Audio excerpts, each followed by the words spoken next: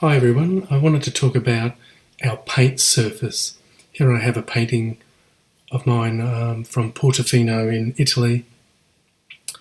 So when it comes to the texture or lack of texture to create or to even extend the believability or the effect that we're going for when it comes to depth and getting distance with our paintings, or even just the illusion of what we're trying to create, you'll see that this is all fairly smooth. I'm not trying to put too much brushwork in as composed or as compared, to the foliage here, which does tend to appear to us as being more textured. So then we come down to this passage here, which is hit by sunlight. That walkway through here where this figure is walking, that's fairly smooth, so I'll have a lack of brush mark and texture. Then I want to say run the eye in here, and you can see the texture in underneath there as well.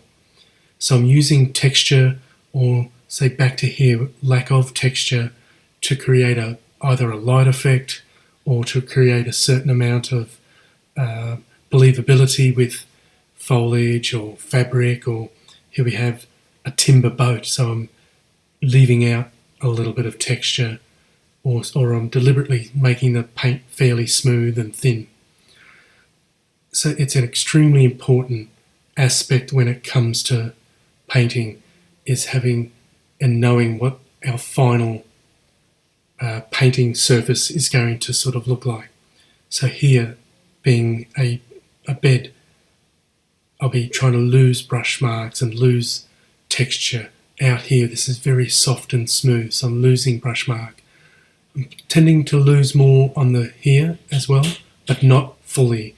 I'm still aiming to keep some sort of brush mark going, some tension, and directing the eye when it comes to, say, some of these brush marks.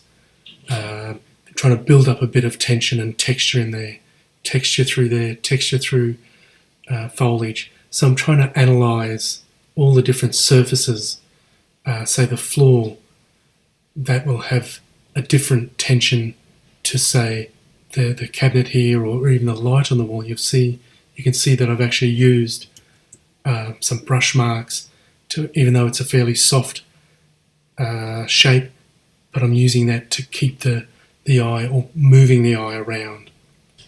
So we can use our brush marks, we can use our brush or knife or whatever tools that we're using, palette knife, to create a certain amount of realism and believability. So when it comes back to here, this is all sort of grassed, and so I'm allowing the brush to build up a bit of texture compared to where the sand is. So sand being a relatively smooth object, except for when it comes into the footmarks and all that sort of stuff. So, and say in shadows, I'll tend to eliminate brush marks or thick paint. Have the odd little brush mark, more for direction. In shadows, I'll be really trying to lose brush marks. So let's put that thought process into sort of a real scene. So this being glass, I'd be trying to lose brush marks on here, lose brush marks on there, build up a little bit of brush mark on the foliage out there, but not too much, because if I build up too much, it'll want to bring this area inside too soon, or towards us too soon. So we're having to relate things to the distance that they are away from us. Have a look what the light and the glare on the window does. Kind of softens all this background, even softens that brickwork. This is quite soft and as in no texture, no mark, no need for any hard going with the brushes. So it's more smoothing out in comparison to, say, just a little bit of brush mark and a little bit of texture down there. So before I start a painting, I'm always analysing these aspects.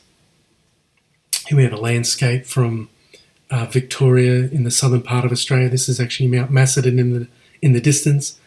but there's actually a big shadow being cast over that, which actually works out quite well because I can use a smooth brush mark there, more brush texture in here, even though this is quite a sort of a horizontal line. So I'd watch that and I'd be wanting to break that shape up as quickly as possible. But then as we come forward, I'll be trying to build up more texture, and you can see those shapes getting bigger. So I'm using more of a brush mark to build up depth and distance.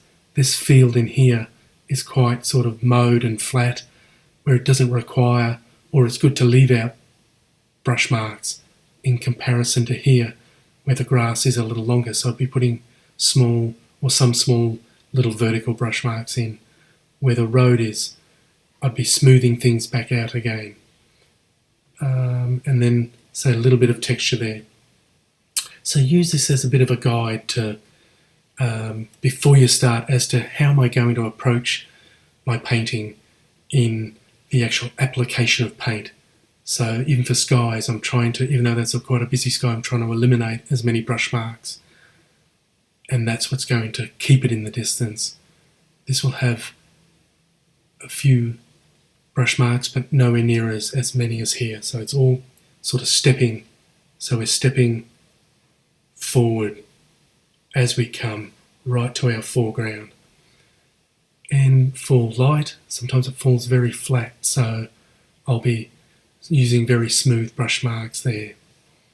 So, as I said, this is a really sound approach to knowing what type of mark to leave when and where.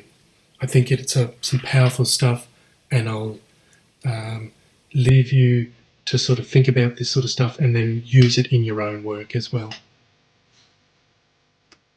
When it comes to art, there is no single right or wrong answer. However, there are still a lot of concepts and techniques that students need to learn to create a strong visual language. This course is designed to help you develop and find your own visual language so that you can start expressing yourself more confidently, because over the years I've studied and noted the areas where students tend to struggle the most, and then I've delved deeply into these topics.